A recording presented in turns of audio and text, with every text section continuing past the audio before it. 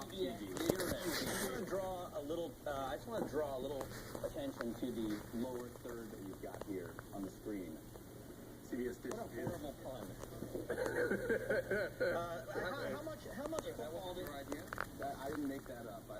How much football does CBS actually control? They have a Thursday night game, so last night would have been a problem. Not anymore. The NFL Network now has it. They had it for the first half of the year. So what do they actually control for Dish? Because the only reason you get Dish is to watch the NFL, right? Yeah, and Charlie Ergen, I think, understands that. It's funny because every quarter almost, Charlie Ergen is the founder of Dish Network, and he comes on these earnings conference calls and he says, one of these years, there's going to be a pay TV provider out there that caters just to the non-sports watching audience, and that doesn't take the enormous increases that all these programmers want because they control sports content. And he says it out there, but it isn't Dish Network. Dish is never the one that does it, and that's It don't because have to be anybody, because if you're not watching sports or Bloomberg television, you don't need live television. it might be someone, but it's going to be a smaller company. Dish has 12 million subscribers. They're not going to alienate a huge mass, millions and millions of people that watch NFL football. They're just not going to do it. I mean, it would be a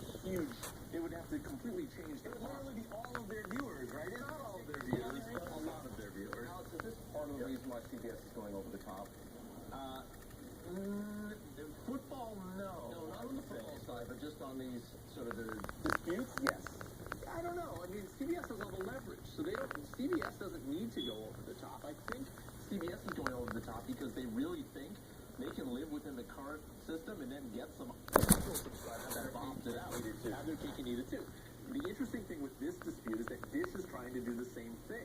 Dish wants to have the very first of its kind internet TV product where it has a bundle of channels, and it's trying to get CBS, and it's trying to get Turner, and it's trying to get all these other programmers to sell them some of their networks, but not all of them, so they can offer a $30 a month product to people that don't currently buy cable TV. They're looking at 18 to 28-year-olds, and they want a product by the end of the year. And it's something that I think you'll see us as a team of reporters at Bloomberg report on more in the coming weeks, exactly what is going to be in this Dish bundle. And that's one of the reasons why this dispute has lingered on, because CBS has its own over-the-top product, and Dish wants CBS in its bundle, so there's going to need to Everybody be wants a a la carte, nobody wants to give it, basically. Well, yes, to some degree, although, again, define a la carte, because football isn't in CBS's package. So CBS realizes the value of football, and they're not just going to give it away a la carte. All right. Thank you very much, Alex Sherman. You will continue to follow the money as well. We're going to take a quick break here. And when we come back, we'll be talking about merger mania could be coming to the energy business. Of course, you would have to blame those falling oil prices. And it's Friday, so time to play the yearbook game. I forgot about this, actually. Okay, he is a financier, graduated from Birmingham High School in California in 1964. That's all our producers are telling us. Who is he? Tweet your answers or IB us. At Eric Schatzker, at M. Miller, at Matt Miller 1973, or at Market Makers. Or even at Bloomberg Television. Just email me.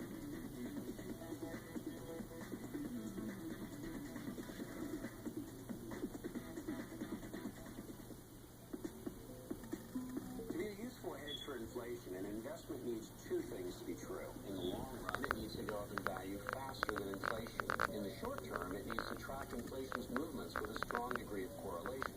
The historical record shows that gold is actually not a great inflation hedge. Even among all commodities, it seems little better than an average inflation hedge. Commodity Classroom is brought to you by United States Commodity Funds, America's commodity ETF specialist.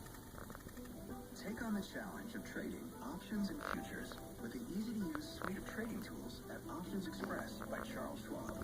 And we'll give you a $150 Amazon.com gift card when you open an account. If you're looking for a trade idea, start at the Idea Hub, where options and futures opportunities are organized by volatility, earnings, market activity, and income strategies. Then run your new idea through the trade and probability calculator to get a quick look at the possible upside and downside. Streaming charts give you the real-time quotes and customized views of the market that can help you make your final decision. And when you're ready to make it happen, Walkland helps you save time by searching for the most favorable price. Find new ideas, analyze, and execute your trades with just a few simple clicks with Options Express. For a $150 Amazon.com gift card when you open an account, call 1-888-980 771 today. Options Express by Charles Schwab. I switched firms, by the way. Your bank is paying me $2 million to come over. Well, that $2 million's coming out of your client's pockets. I'll send him a thank you note. I switched firms too, actually. Yeah? Where'd you go? I became an independent advisor on the Interactive Brokers platform. I get great technology, and I keep all I earn. Aren't you worried about your reputation? You don't have a big bank to back you up now. I never slept easy. 2 out of 3? The best rates, execution, and technology for independent financial advisors. Interactive Brokers.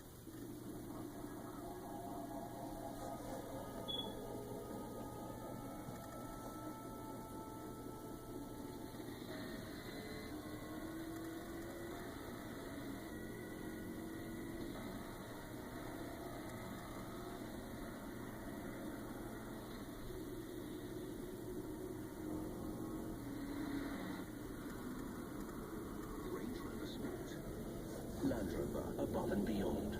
Give the gift of confidence this holiday season. For 4 days only at Men's Warehouse, get select designer suits for $169.99, merino sweaters for $39.99, and 60% off select top coats and designer slacks. Confidence in every look. Only at Men's Warehouse. How do you start your day so you make better investment decisions? You watch Bloomberg Surveillance to find out what the markets are doing, and you talk to smart people.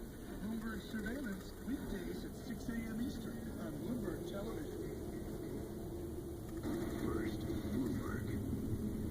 The great oil shakeout, that's what some people are predicting, with crude at $65. And so far this year, it has been a record for energy deals with $154 billion of energy M&A in 2014. Now, of course, with prices plunging anew, we may see more deals born out of necessity as opposed to desire. Smaller and medium-sized drillers being forced into each other's arms. Same goes for the servicing companies, and not just the small ones. Look at what's happening with Halliburton and Baker Hughes. Bobby Tudor is the chairman of Tudor Pickering Holt, an investment bank that is focused on the energy sector. He's in Houston this morning. Bobby, how much of a catalyst is $65 going to be for M&A and energy? Well, it's hard to say right now because typically there's a delay between when prices move and when sellers' expectations change. I think we would certainly expect a slowdown in activity actually in the first quarter as people recalibrate their budgets and their capital needs going forward. Ultimately, if we hang around a $65 price for some period of time, it should indeed be a catalyst towards activity because people's access to capital and ability to drill effectively will change dramatically and will force activity. Where are we going to see it? Are we going to see smaller producers buying smaller producers, or is this going to be a field day for private equity firms and credit opportunity hedge funds, which have an opportunity now, for example, to buy up distressed debt, take control of creditors committees, et cetera, et cetera? The people with money are at a big advantage in this environment. Sort of the dirty environment. Right. People with the dirty secret around the unconventional world is that people tend to spend money at dramatically higher levels than in conventional resource. And the vast majority of independents in the U.S. outspend their cash flow by some significant amount year on year. So with less capital available, people will be looking to find sources of capital, and those sources of capital tend to be private equity. They tend to be big international firms with balance sheets, and they tend to be the major oil companies. Let me ask, Bobby, I mean, you're not old enough to have been in the business then, but back in the 80s, a lot of my neighbors were guys who drilled vertical wells. And when the price war happened and the prices dropped, they basically were forced into retirement and couldn't do anything about it. The same thing happened during the shale boom. All the guys drilling vertical wells could no longer afford to really compete and get any land to drill on. Is that going to happen again, but now to the shale guys? Well, what is going to happen is that the cost structures are going to get driven down quite dramatically, whether you're drilling vertically or horizontally for that matter. And we are already beginning to see it. The conversations that are going on between the services companies and their customers are quite difficult conversations at the moment. So the way we think about it is that 70 is the new 80, which is to say as costs come down, the break-even price for most drilling activity will also come down. So, we'll just force people out of the business. Sure, some of the marginal players in a $65 world will not have access to capital and not be able to drill effectively.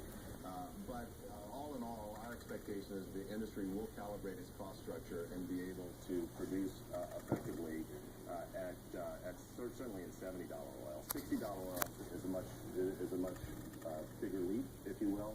And right now, I think that's the big debate that's going on in the sector. Are we in a $70 world or are we in a $60 world? So let's say we're in either, Bobby, and the first quarter is a little bit slow because people are recalibrating, as you put it.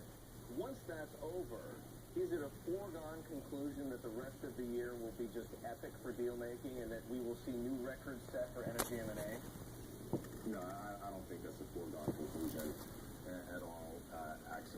Actually, people will recalibrate their capital needs and in many cases slow down quite dramatically. I think what is going on in management meetings today is that people are saying, well, let's take our capital budget down 15 to 20% for now, and we will revisit that at the end of the first quarter. At those capital spending levels, the vast majority of people can survive. But what is also true,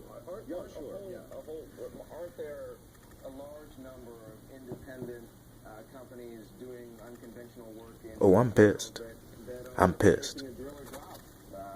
I don't like people robbing me. On their leaseholds, they got to give them up. There is some of that, but people will do what they have to do. If they have to give up leasehold to survive, they'll give up leasehold to survive. People can. You're going to pay me. You're not going to ask me for shit. You're going to pay me. And certainly what we've seen in the equity markets is that the independent sector in the U.S. has been priced for growth. And the reason those stocks are off 40 and 50% is the market has correctly understood that in this environment, in this price environment, the growth rates for those companies is going to look dramatically different. So companies that had expected to grow their production 30 and 40% now can only grow their production 10%, or in some cases maybe even just hope to keep it flat for the next couple of years. And that results in very different pricing scenarios for the company. So that's why equities have traded off quite dramatically.